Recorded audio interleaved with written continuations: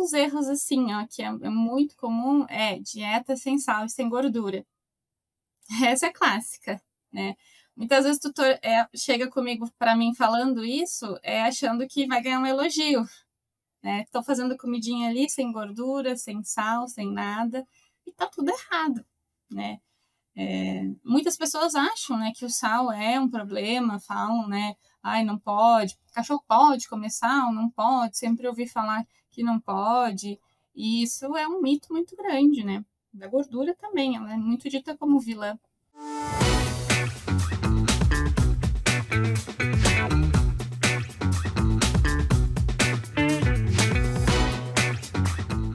Oi, pessoal, eu sou Stephanie Teodoro e hoje a gente está aqui para mais um episódio do Pet Food Podcast. Esse podcast que a gente fala sobre a indústria pet, sobre nutrição clínica, sobre a nutrição de cães e gatos. E hoje a nossa convidada é a Marina Fúculo. Ela é formada na Universidade de Pelotas, que por coincidência também é onde eu me formei, eu em veterinária, ela em zootecnia. E hoje ela vai apresentar um pouquinho para vocês sobre dieta caseira, a gente vai conversar sobre manejo, sobre tutores, como que a gente lida com esse tipo de alimentação, dieta natural, dieta caseira, né? Ela também é sócia da Sociedade Brasileira de Nutrição e Nutrologia. E bem-vinda, Marina. Então, se apresenta um pouquinho, fala pra gente sobre a sua atuação hoje no mercado pet. Obrigada. Oi, gente. Eu sou a Marina, eu sou zootecnista, né? Depois me especializei em nutrição de cães e gatos, né? Fiz pós também em ciência e tecnologia de alimentos.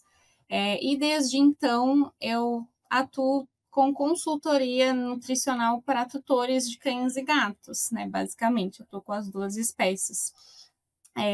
Trabalho com alimentação natural, que eu gosto bastante, ração também, prescrevo ração, dieta mista, nutracêuticos, faço protocolo de modulação intestinal também, que é bem legal. E presto consultoria também para empresas, né, pet food, mais empresas de alimentação natural, né, e de petiscos. E aí estou nessa área aí faz alguns anos. Legal, Marina. É um prazer te receber aqui, uma profissional tão qualificada. E aí a gente vai conversar um pouquinho sobre a sua atuação, né? O que você encontra de desafios nessa rotina, quais são os principais ingredientes que você usa. Então, vamos lá. Para a gente começar, o que exatamente caracteriza a alimentação natural? Como se diferencia da ração comercial? Essa é uma boa pergunta, né? Pode parecer muito simples para a gente, né? Mas ainda tem-se muita confusão, né? Por parte assim do tutor, eu noto bastante isso. O que de fato é uma alimentação natural. E infelizmente, para muitos tutores, fazer ali uma comidinha caseira, né? O famoso ali franguinho, arroz e cenoura é alimentação natural. Às vezes o tutor chega para mim, né, falando, tô fazendo alimentação natural. E a gente sabe que não é assim, né? Não é tão simples, é muito mais do que isso, a alimentação natural. Se bem feita, né, se bem formulada, por um profissional apto para isso, né, tem que levar isso em conta também, ela é o melhor dos mundos, assim, é muito interessante, eu gosto muito de trabalhar. Ela é um alimento completo, né, um alimento completo e balanceado, que basicamente utiliza os ingredientes que a gente consome, né, ingredientes de consumo humano. Carnes, legumes, ovos, peixes. Basicamente, o que a gente consome são ingredientes naturais, né, ingredientes frescos, sem o conservante, né, sem corante, com um aproveitamento muito bom, né, pelo organismo do animal. É muito interessante. E, assim, comparando com a ração, basicamente não tem-se aquele processo todo que a ração tem, né? A ração tem essa questão de passar por vários processos, pela extrusão, né? Ser um alimento industrializado, né? E utilizar também os subprodutos, né? Que muitas vezes as pessoas veem com maus olhos, né? Falar subproduto. acham que é resto, né, que não é interessante, e pelo contrário, né, isso a gente tem que deixar muito claro, né, não faz sentido falar mal dos subprodutos, né, a gente tem que pensar um pouquinho na questão de sustentabilidade também, né, isso é muito importante. E outro ponto que eu penso muito, assim, de diferença, né, da alimentação natural com a ração é a umidade. É um ponto, assim, muito que a gente vê muito, né? Muita diferença. A ração, ela é seca, né? O nome já diz, é uma ração seca. Tem 10% de umidade por aí. E na alimentação natural, a gente trabalha com 75% de umidade. Então, é um alimento completamente diferente, né? O volume que o animal vai comer é maior, tem todas essas diferenças. Com certeza. Eu acho que essa questão que você comentou sobre sustentabilidade é um ponto forte, né? Que hoje em dia muitos tutores, né, até clínicos, comentam sobre a gente ter sobre produtos, né, restos das partes dos animais para comer, para os animais comerem, e a gente tem que tomar muito cuidado com isso, né? Porque esses ingredientes, eles são ricos em proteína, em gordura, enfim, depende, né, do tipo de ingrediente ali, mas ele tem a sua função nutricional. E pensando no meio ambiente, na sustentabilidade, a gente acaba direcionando o que sobra da alimentação humana é aproveitado por outras espécies. Então, isso é muito bom, né? A gente não está Uhum. desperdiçando nada.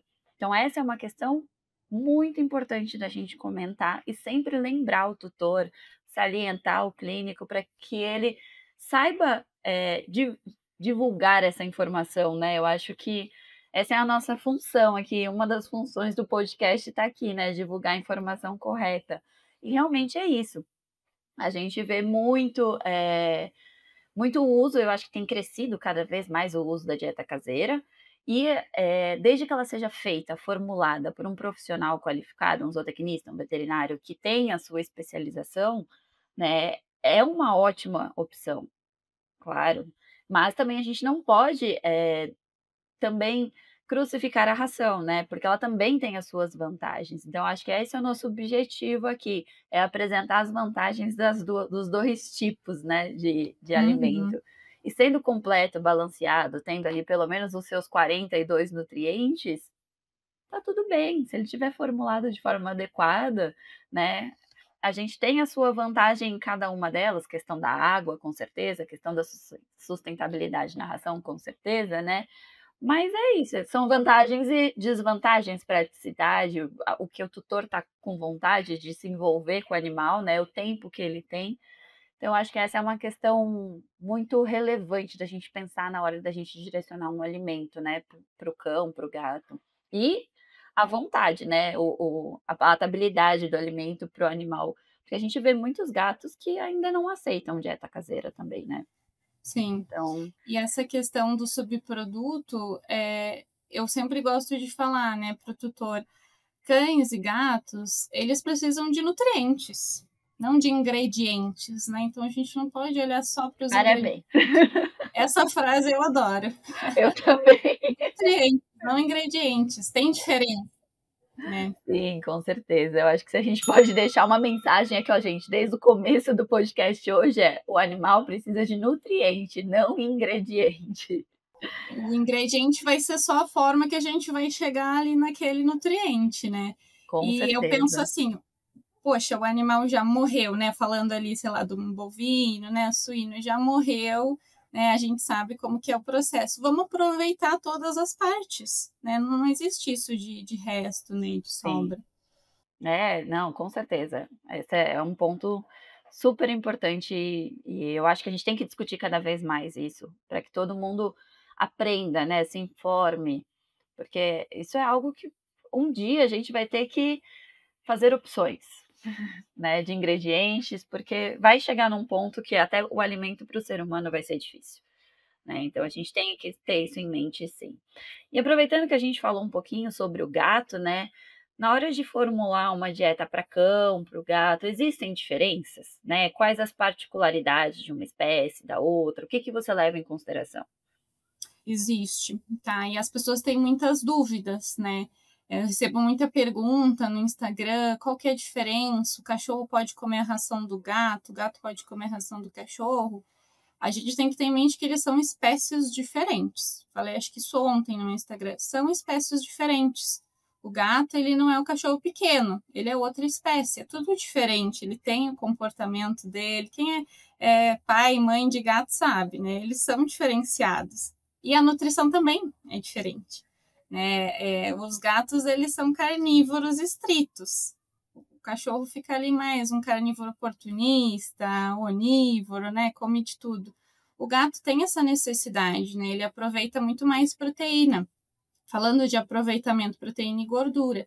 Então, numa dieta, a gente vai priorizar isso, reduzir ali a inclusão de carboidrato, aumentar proteína e gordura, né? Dependendo se é um animal saudável, vai ser muito mais vantajoso para ele. E de nutriente, a gente tem ali a taurina, né? Que para cães não é obrigatório. A gente até vê algumas rações com a inclusão de taurina, para cães, né? Mas não é um nutriente que obrigatoriamente tem que estar ali. E para gato, sim. O gato tem que estar ali, né? Seja na alimentação natural, seja na ração, senão a gente tem, né, muitos problemas. E falando da alimentação natural, para gato é desafiador mesmo, eles são danados, né?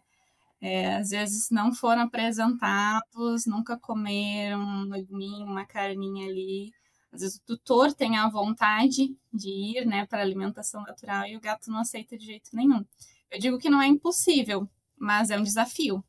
Sim, com certeza. A gente costuma, quando fala sobre gato, né, que se essa é uma vontade do tutor, que desde que ele seja filhotinho, né, ele seja apresentado novas texturas, novos aspectos, novos paladares, novas diferentes umidades, para que ele comece a ter um certo interesse por aquele tipo de alimento, né? Porque o gato, ele é sistemático. E o que ele não conhece, ele não vai fazer questão. Aquilo é estranho para ele, né? Então ele não quer. Então, se é um interesse mesmo do tutor de fazer essa oferta de uma dieta caseira, tem que oferecer desde filhotinho. Não quer dizer que isso não vá acontecer depois, né? Mas a chance de acontecer é muito maior. Com certeza. Sachês, patês, né? Sachês, isso é generalizado, né? São consistências diferentes. Eu acho que o principal para eles é consistência e inclusão de água, né? Uhum. E aí, às vezes, a gente tem os problemas depois, né? O gatinho que comeu ração seca a vida toda, né? Tem ali, sei lá, uma questão renal, a gente quer oferecer essa umidade maior e não aceita, né? De jeito nenhum, sachêzinho. Justamente. Toda aula que eu dou, eu falo, pessoal, ofereçam diferentes texturas, níveis de inclusão de água, sachê, tudo quanto é diferente alimento para o gato desde filhote. Para que Eles quando não eles bebem cheguem, água, né?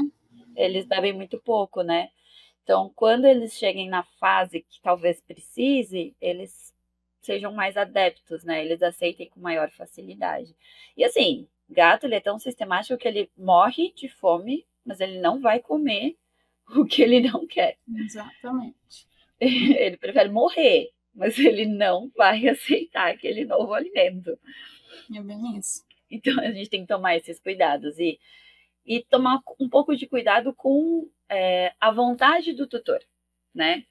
Porque às vezes o que a gente quer, a gente como tutora, às vezes o que a gente quer não é o que o nosso animal quer. Então a gente tem que respeitar a vontade dele. Não é porque eu quero um alimento desse jeito, nessa característica, com esse sabor, com esse ingrediente, que ele vai aceitar isso, né? Então eu tenho que respeitá-lo, com certeza. Com certeza. E aí, complementando, então, quais são os nutrientes essenciais que não podemos esquecer nessa formulação? São muitos. O que é legal de falar? Os nutrientes que o cão, o gato, ele precisa é indiferente do alimento. É aquilo que a gente falou, é nutriente, não é ingrediente. Então, às vezes, né, as pessoas perguntam, na alimentação natural muda? Não, gente.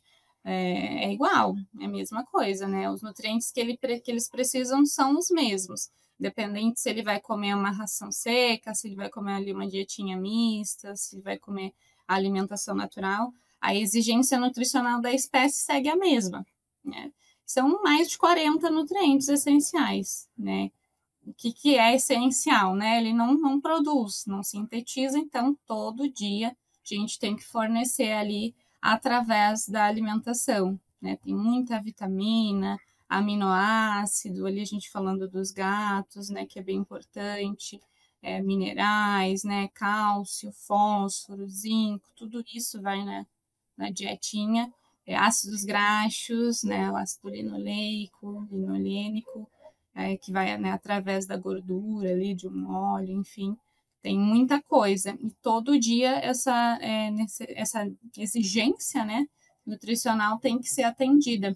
É um pouco diferente, falando mais da alimentação natural, da nossa alimentação, né, que cada dia a gente come uma coisa diferente, então às vezes, né, tem aquele balanço, né, para eles não, a gente precisa oferecer um alimento completo e balanceado todo dia, que não vai ocasionar uma deficiência nutricional, né? Justamente. E essa questão de deficiência nutricional é algo que eu costumo, assim, sempre tentar salientar, porque uma alteração nutricional, ela não vai acontecer em um dia, né? Uma deficiência você não vai ver em um dia. Você vai ver em meses, às vezes até em anos. E isso acaba fazendo com que as pessoas não levem tão a sério. E isso é um problema muito grave, tá? Graças a Deus é fácil de consertar o problema, né? Quando a gente oferece uma dieta completa e balanceada, na grande maioria das vezes, a gente tem uma boa solução. Mas, muitas vezes, demora muito tempo para descobrir o porquê daquela deficiência, o porquê que o animal apresenta aqueles sintomas, aqueles sinais clínicos, né? Então, isso é algo que precisa ser sempre salientado nas consultas, porque as pessoas esquecem de perguntar sobre nutrição. Só perguntam: tá comendo? Tá comendo. Ah, então tá bom, pronto, segue. O que, quantidade. Muitas vezes isso acontece. Então é algo também muito importante, né, da gente sempre lembrar e falar, porque são os nutrientes estão ali, né? E como a gente falou, né, os nutrientes, eles são pelo menos 42 aí. E se falta um, tá desbalanceada a dieta. Tá desbalanceada. Só que o sinal clínico vai levar algum tempo para aparecer, E né? Então é falando da isso. alimentação natural, isso é ruim. Eu falo para o tutor, não deixa de fazer o que foi prescrito, porque não está acontecendo nada. Ah, meu cachorro está de boa, tá legal, tá vivo, né? Tá tudo certo. Só que deficiência nutricional demora muito a aparecer. Às vezes tem ali uma queda de pelo, né? Um pelo opaco, o tutor acha que é, sei lá, da época do ano, mas uma coisa mais séria vai demorar, e uma hora a conta vai chegar, né? E o difícil é que, por exemplo, vitaminas, minerais, às vezes não é dosado num exame de rotina. A gente não tem, né? O clínico ali não costuma pedir. Não existe. Não tem como. Então, o problema estoura, né, mais à frente. Sim, com certeza.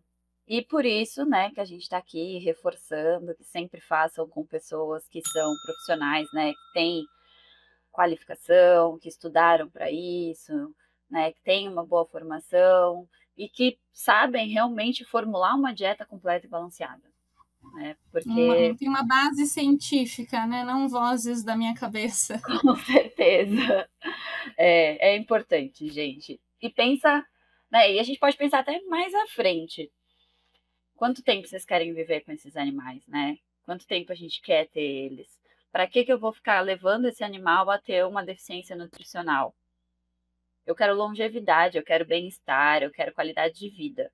Então, se eu proporciono isso com a nutrição, né, a garantia de eu ter o meu animal comigo é muito maior durante mais tempo, né? Então, eu acho que tudo isso é um pool, né, que a gente vai conversando, mas a nutrição ela é a base de tudo. muitas vezes, né, o animal tá doente, acaba chegando para mim, eu digo que eu sou sempre a última, a última especialidade. Depois que foi tentado, né, todos os tratamentos medicamentosos com outras especialidades, acaba sendo um pouco triste, porque às vezes não tem mais o que fazer, né, com aquele animal. Já está num estágio que, assim, não está comendo, enfim, aí eu digo que a nutri é sempre a última, né, que é chamada. Isso às vezes a gente tem que pensar antes, né? Numa consulta clínica, sei lá, né? Ali que vai passar com o veterinário, o que esse animal come, qual é a marca dessa ração, se a ração é pesada, é à vontade, né? Quantidade, investigar mais isso, porque independente da doença, né, que o animal tem, ele tem que comer. Né? Todos os animais comem, é a base, né? Isso é muito importante se atentar. Dá mais importância, né? Não, com certeza. Se não tiver substrato, né, ele não consegue produzir tecido, ele não consegue produzir hormônios, ele não tem energia. Então, a gente precisa vir de algum lugar, e esse lugar é a alimentação, né? Então, não tem como a gente fugir. Uma boa qualidade de alimentação é o que vai transparecer uma boa qualidade de vida, né? E pensando agora no futuro, o que que você vê de tendências nessa questão de alimentação natural para os animais? Você acha que isso vai continuar crescendo, vai se desenvolvendo? Qual a sua visão sobre esse cenário mundial? Mundial, né? Eu acho que a gente pode falar até mundial, porque não é só no Brasil. Olha, nos últimos anos tem surgido muitas tendências, né? Muitas ideologias, assim, é até bastante polêmico, né? Dieta grain-free, dieta vegetariana, dieta vegana, crua, né? Crua com ossos, crua sem ossos, tem muita coisa. Eu não tenho dúvida que isso vai crescer, né? A tendência é só crescer, porque hoje eles são vistos como filhos, né? Os cães e gatos. Eles fazem parte ali da família. E acaba que cada vez mais na nutrição humana tem se buscado, né, uma vida mais saudável, uma alimentação mais adequada. Consequentemente, isso é refletido para os filhos também. Eu acredito que só tem a crescer. Na pandemia, inclusive, né, que muitos setores teve, né, a crise total, o setor pet food cresceu, né? Porque teve um estreitamento ali do laço, né, da pessoa com o cão, né, o gato ficando em casa, né? Teve esse estreitamento. A alimentação natural eu vejo assim como uma tendência que está crescendo muito, independente da modalidade, se ela é crua, se ela é cozida, ela tá surgindo cada vez mais, tem pessoas interessadas, né, adotando alimentação natural. Agora, se você me perguntar, a ração vai X anos, a ração não vai existir mais, não vai ter animal que come ração? Possível. Vai ser só alimentação natural? Não tem como. Está crescendo, mas está muito longe, né, de ser 100%. Não é inviável. Por mais que sejam incríveis os benefícios, né, da alimentação natural, ela não é para todo mundo. Eu falo para o tutor, às vezes não adianta você querer. Não funciona para você. Seja financeiramente, né? Não adianta a gente falar que a alimentação natural vai ficar mais barato que a ração, porque não vai.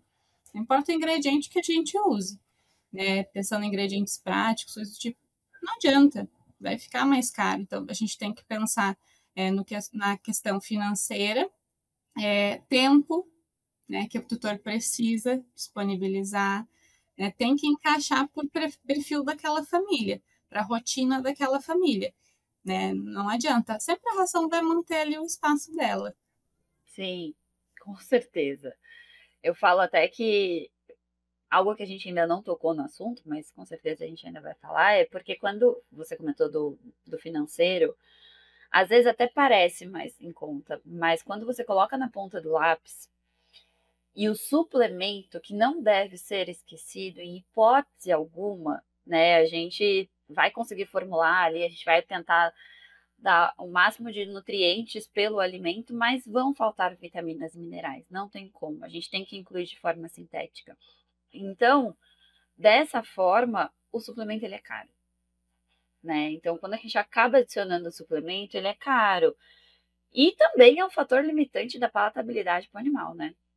Então, muitas vezes a gente tem que ponderar o que o animal vai comer, não vai comer, tá valendo a pena, não tá. São questões bem... Por isso que realmente concordo plenamente com o que você disse, que não é para todos. Não, não é para todos. Não é mesmo? Às vezes a questão do suplemento é bem chata, né? É o ponto chato, chatinho da alimentação natural. E se a gente não consegue de maneira nenhuma introduzir aquele suplemento, seja mudando marca, ou, né, na quantidade que precisa voltar para a ração. Não tem o que fazer. Não dá para a gente manter só com os alimentos ali, os legumes, as carnes variadas, vísceras. Se a gente não conseguir uma maneira de introduzir aquele suplemento, nem que seja manipulado, o que for, não dá para a gente manter, né? E essa questão de valor, hoje está tudo muito caro, né? Se a gente for pensar assim, né, no mercado, a gente está trabalhando ali com alimentos frescos, né? Carne, está tudo caro. E tem um ponto também que às vezes as pessoas não se atentam, tipo, de comparar valor, que a comida, o volume é muito maior. Às vezes a gente está comparando o valor do quilo da ração com o quilo da comida, só que ele vai comer o dobro comendo comida. Tem água, né? Como você mesma disse, tem 70, 75% de água ali. Então a gente acaba comprando água junto no ingrediente, né? Na carne. Então acaba saindo mais caro mesmo. E outro ponto que eu queria voltar, que você comentou sobre as tendências, né? A gente tem muita tendência aí, dietas grain-free, vegetarianas, né? A gente não pode esquecer a base, né, dos animais.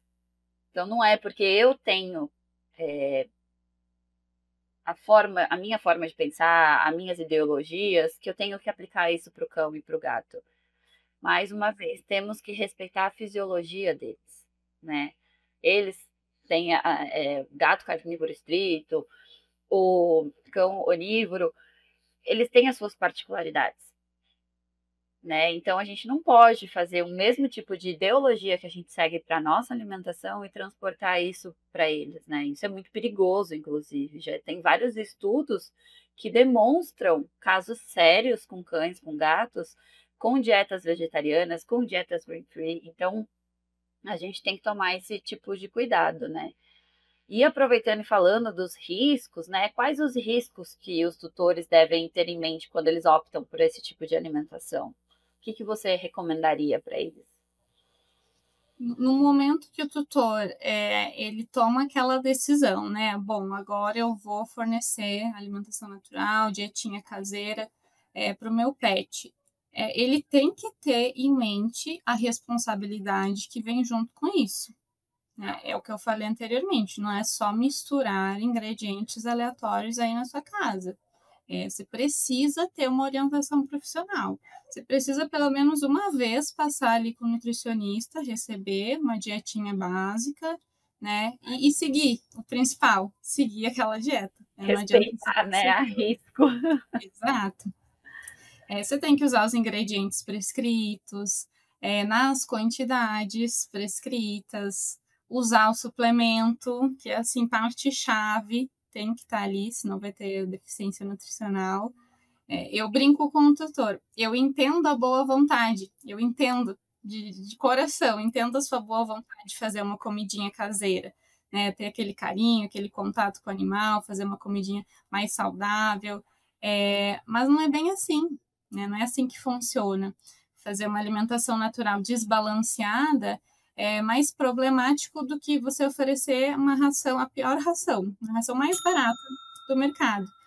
Até a ração mais barata do mercado ela é completa. Então, é esse ponto, às vezes você acha que está ajudando, né? Está fazendo melhor pelo seu animal e, no fim das contas, você está piorando a situação. O tutor tem que entender que quando ele passa em consulta, ele não pode mexer naquela dieta. Tudo que está ali, todos os ingredientes que estão ali por um motivo. E infelizmente a gente sabe, né? Tem estudo que fala que a gente consegue ver que eles mexem, né? Acabam mexendo, né? Acaba mudando ingrediente e quantidade. Isso é um risco muito grande. Inclusive era a pergunta que eu ia fazer agora. Quais os erros mais comuns que você encontra dos tutores, né? Tem vários, né? Tem vários. Isso de mexer, de alterar, né, achando que tudo é igual. Vou alterar essa. Hoje eu não achei, sei lá, a 100, eu vou colocar um peito de frango aqui que tá tudo bem. A composição é totalmente diferente, né? Eu acho que é isso que eles não têm noção. Ai, você come. A gente come frango um dia, come carne no outro, come peixe no outro, mas a nossa alimentação ela é muito variada, né? Então a gente acaba dando uma equilibradinha e mesmo assim, às vezes a gente ainda tem algumas deficiências. É que a gente não vai investigar. Uhum. Eu acho também que um dos erros, assim, ó, que é muito comum é dieta sem sal e sem gordura. Essa é clássica, né? Muitas vezes o tutor chega comigo para mim falando isso, achando que vai ganhar um elogio, né? Estou fazendo comidinha ali sem gordura, sem sal, sem nada, e tá tudo errado, né? Muitas pessoas acham, né, que o sal é um problema, falam, né, ai, não pode, cachorro pode comer sal, não pode, sempre ouvi falar que não pode, e isso é um mito muito grande, né? Da gordura também, ela é muito dita como vilã. Não, eu troquei o óleo de soja porque ele é perigoso, né? Coloquei É, outro. essa também é Se clássica. a gente escolheu o óleo de soja, é porque ele tem nutrientes ali que a gente precisa dele. Não troca pelo óleo de algodão, pelo óleo de girassol, Azeite. pelo azeite. Não façam isso. Não, realmente, são cuidados que a gente tem que ter.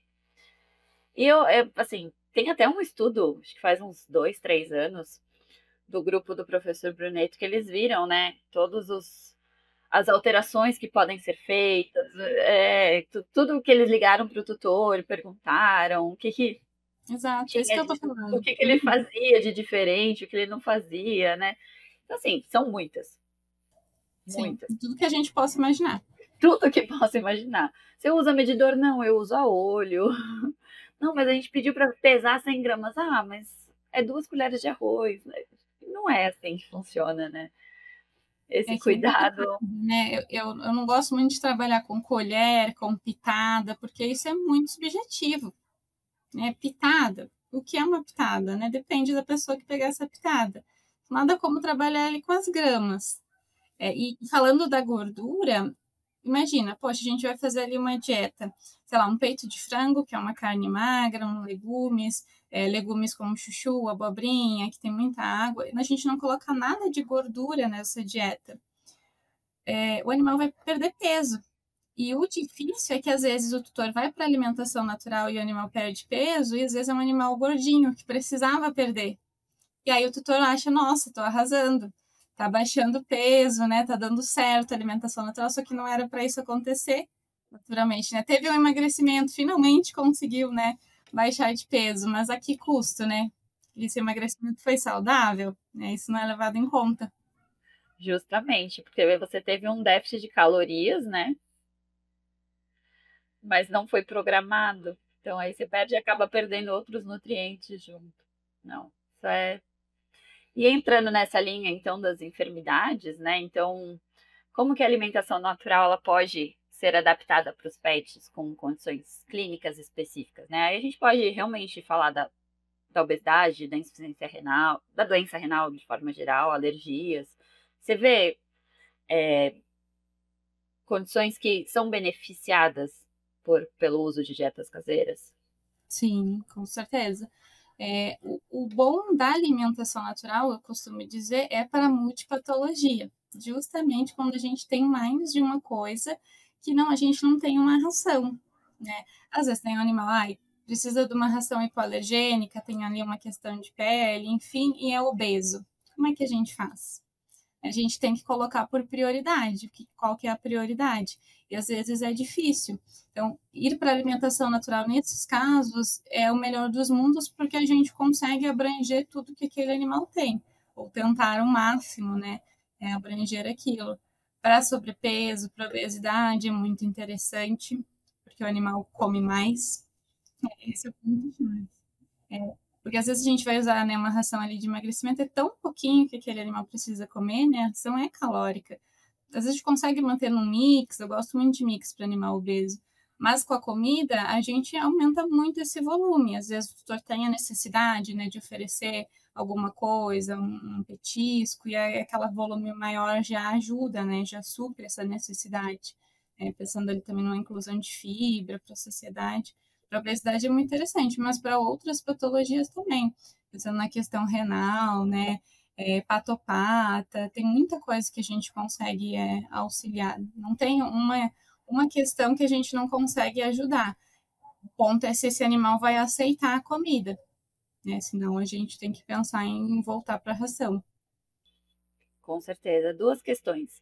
Primeiro, vamos explicar para o pessoal o que que é o mix. É o mix feeding, né? Às vezes, acho que nem todo mundo tá tão antenado, às vezes não conhece o que significa. O mix feeding é a dieta mista, que a gente chama, onde a gente combina mais de um tipo de alimento. Então, a gente consegue usar ali a ração seca e trazer, ou seja, alimentos frescos, né, legumes, ou opções comerciais também, que são úmidas. A gente consegue fazer mix de ração seca e ração úmida, ou ração seca, né, sachê, ração seca e patê, ou legumes, alimentos frescos, né, de forma balanceada também, né? É importante a gente evidenciar que tudo tem que ser calculado, né? A ração é completinha, então no momento que a gente vai adicionar alguma coisa ali, a gente tem que entender como que isso tá, né? Como que a nutrição geral desse animal vai ficar, aporte de proteína, de gordura, né? De carboidrato. Mas a dieta mista é muito interessante. Eu gosto tanto para animais em sobrepeso, obesidade, quanto para tutores que tenham o interesse, tenham a vontade de ir para a comida e ainda não podem. Então a gente fica no meio termo, entende? E quer oferecer, mas não consegue fazer uma produção tão grande, enfim. E aí a gente traz alguns outros nutrientes, legumes, né, ali, ovos, proteína, a gente pode adicionar várias coisas, traz texturas diferentes, uma umidade maior para essa ração, até mesmo para animais que não aceitam bem a ração pura. Então, a gente consegue fazer um plano nutricional bem legal com a dieta mista. Eu gosto bastante. Legal. A gente tem, eu acho que tem crescido bastante também esse tipo de alimentação, né? A gente tem ouvido falar mais, tem visto alguns trabalhos com esse tipo de alimentação. Eu tenho ouvido bastante. E outra questão que eu queria falar também da dieta caseira, que a gente também pode incluir o mix feeding, é a individualização, né? A gente consegue fazer, você comentou bastante das diversas doenças concomitantes, né? Mas também aquele paciente que o tutor, por alguma questão, quer usar exatamente aquele ingrediente. Então, a gente consegue direcionar, fazer uma individualização para aquele animal. Então, realmente, assim, é algo muito relevante para quando o tutor tem interesse, né? Da individualização do animal. Sim. Principalmente para animal seletivo, né? Foi o que eu falei, não aceita de jeito nenhum a ração pura. Às vezes a gente colocando alguma coisinha ali, ele começa a se alimentar melhor, né? Aceita melhor. Às vezes também é legal, você acaba sendo um teste para o tutor, para ele entender, né, esse mundo da alimentação natural, se realmente funciona, se não é para ele. Às vezes a gente parte para o mix e aí depois pensa em ir para a alimentação natural. A gente fica no Vai meio. introduzindo gradualmente para o tutor. E além da nutrição, né, natural, como que você vê a importância dos nutracêuticos? Você falou que você trabalha bastante com modulação, com nutracêuticos. Então explica um pouquinho para a gente o que são esses nutracêuticos e como que você inclui ele na sua rotina. Eu gosto muito de utilizá-los, né? Os nutracêuticos são substâncias naturais ali, muitas vezes vindo de alimentos, né? A gente pode fazer alguma fórmula de manipulados, né? Alguns compostos e individualizar esse animal. Eu gosto disso porque a gente consegue fazer, por exemplo, uma suplementação, algo que o animal está precisando, específico para ele. Gosto muito do manipulado. A gente pegar, né, uma série ali de compostos que pode auxiliar na dieta, né, somar naquela dieta e formular, né, ali uma fórmula para aquele animal, para a individualidade dele, para o pezinho dele, diferente do que usar, por exemplo, um alimento ali, um produto, né, um suplemento ali já pronto. A gente consegue fazer essa coisa mais personalizada e além da nutrição, né? Tem o ômega 3 que eu gosto muito de utilizar, meu queridinho, assim, digo para todo mundo. O ômega eu amo. Condroitina, glucosamina, a gente consegue usar, né? Um colágeno, se o animal tem alguma questão articular também. Lembrando que tudo isso vai ser uma soma à dieta, né? Um apoio à dieta ou um tratamento, né, medicamentoso que ele esteja fazendo ali acompanhamento com o veterinário, que a gente está falando, né, de como a dieta pode auxiliar, por exemplo, numa doença. Então, animais que têm dermatite, também a gente consegue focar nessa parte. Coprofagia, animal que come cocô, né? A gente consegue também fazer alguns nutracêuticos focados nisso. Tem muita coisa que a gente consegue utilizar para somar nessa dieta. Sim, com certeza. Lembrando que o nutracêutico, ele não é um nutriente essencial, né? A gente está colocando realmente a mais na dieta. Então, é algo que ele não é um remédio, é um nutriente, não deixa de ser um nutriente, só que não é um nutriente essencial. Ele está ali para auxiliar, né, no manejo nutricional, no tratamento, mas não é um tratamento específico, né? Então, é isso que as pessoas têm que tomar cuidado também, pensando em... Até mesmo pela minha formação, né, falando ali da dieta, uma prescrição de nutracêuticos cabe, né, a mim. Agora, uma medicação, não, né? A medicação é ali, remédio, né? A medicação é com o veterinário que acompanha. Mas o legal é a gente fazer esse trabalho em conjunto, né? Com certeza. A gente tem que trabalhar junto sempre. Eu acho que o nutricionista, né, tanto veterinário quanto zootecnista, ele tem que trabalhar com o clínico. Em conjunto, não Em adianta. conjunto, você tem que discutir o caso, tem que conversar sobre a doença, tem que ver qual a conduta vai ser tomada para que a gente some os tratamentos, né? Para que a gente some a conduta para que tenha uma melhora clínica. Só quem vai se beneficiar disso é o paciente, né? Então, tem que ter uma conversa, tem que ter um diálogo, uma conversa franca, que tenha um único objetivo, né? Que é a melhora do paciente. Com certeza. Esse é o objetivo final, né? E às vezes a gente vê que falta um pouquinho disso, né? Mas a gente está sempre ali para somar, melhorar a condição clínica do paciente e que ele tenha uma melhora o quanto antes, né? E aí, pensando nisso, o que você enxerga, né? Alimentação natural tem alguma relação com longevidade, qualidade de vida? A gente até já comentou um pouquinho sobre isso, né? Mas pensando a longo prazo, você acha que existe benefícios? Já tem algum estudo que demonstre isso comprovadamente, por ciência? O que você diz para nós? Muitos tutores me perguntam isso em consulta. Aí eu quero para alimentação natural. Meu cão vai viver mais? É verdade? Que cão que come, cão, gato, né? Que come alimentação natural, tem uma longevidade maior. Isso afeta, né? Os anos de vida que eu vou ter com o meu animal. Infelizmente a gente não tem nenhum estudo, ainda. Não significa que não possa ter influência, né? Comparado com a ração, mas a gente não tem nenhum estudo assim que a gente consiga dizer, tem influência real. Porque falando assim de longevidade, é uma série de fatores. Não é só a dieta em si, é estilo de vida, é tudo que o animal foi exposto durante a vida dele. É um conjunto, é como a imunidade, né? Às vezes você acha, a comida é o ponto principal ali para ele ter uma imunidade. Tem muitos outros pontos que somam com isso. E a longevidade é a mesma coisa. A gente não tem, até hoje, a gente não tem um estudo que a gente consiga dizer animais que comem alimentação natural vivem mais.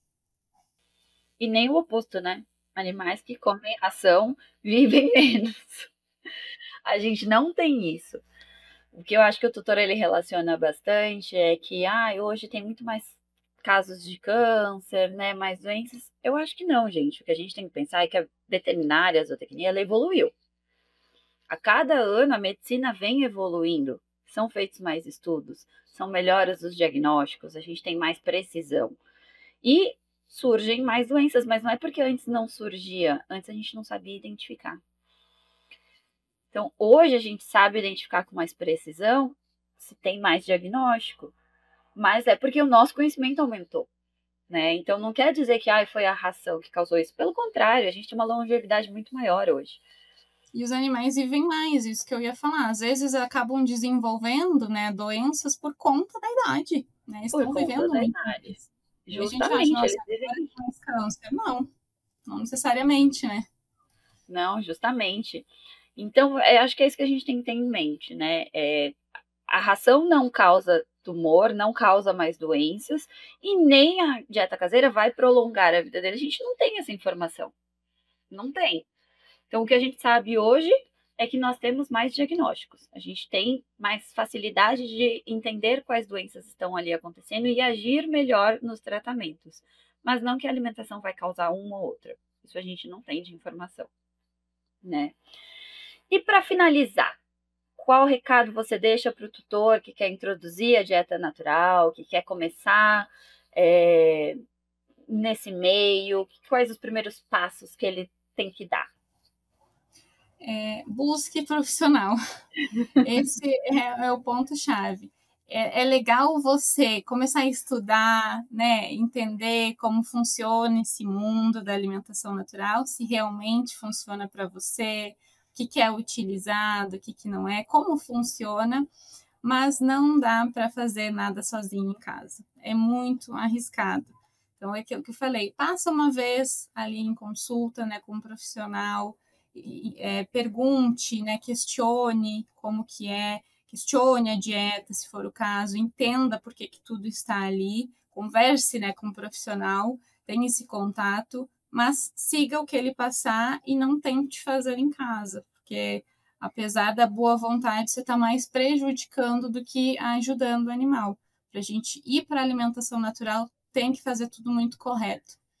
Senão, mantenha na ração. A ração é um alimento completo, é balanceado, não vai faltar nada para o seu animal, ele não vai ter câncer comendo ração, ele não vai morrer comendo ração. A ração tem-se, né, tem todo o ponto que a gente tem que pensar de ser um alimento completo, então não tem problema você oferecer, não se sinta mal oferecendo ração para o seu animal. Marina, foi um prazer te receber aqui hoje. Eu acho que foi um episódio muito gostoso, né, da gente compartilhar algo que é tão comentado atualmente, né? Então, acho que a gente conseguiu esclarecer diversas dúvidas dos tutores, dos clínicos, de todas as pessoas envolvidas, né, que têm curiosidade sobre o assunto. Fica à vontade para deixar suas redes sociais, se você quiser compartilhar, e um recado final. Eu que agradeço pela oportunidade, foi muito legal, muito gostoso, né? Um bate-papo leve, a gente falando, né, das nossas vivências, dos tutores, né, de maneira geral, foi muito bom. Espero que tenham gostado, né, que tenham aprendido alguma coisinha, tenham pegado alguma questão que talvez era dúvida. Muito obrigada pela oportunidade. Vou deixar o meu Instagram, o meu Instagram é @marina.nutripet. Estou lá diariamente, conversando nos stories. Se alguém tiver alguma dúvida, também pode mandar mensagem. Sou super aberta, lá também tem meu WhatsApp. É sempre bom essa troca, né? Então podem ficar à vontade para me encontrar nas redes. Muito obrigada mais uma vez. Obrigada a todos que puderam assistir e nos ouvir. E se tiverem dúvida, deixem nos comentários, né? Que a gente consegue responder para vocês depois. Obrigada, pessoal, e até o próximo episódio.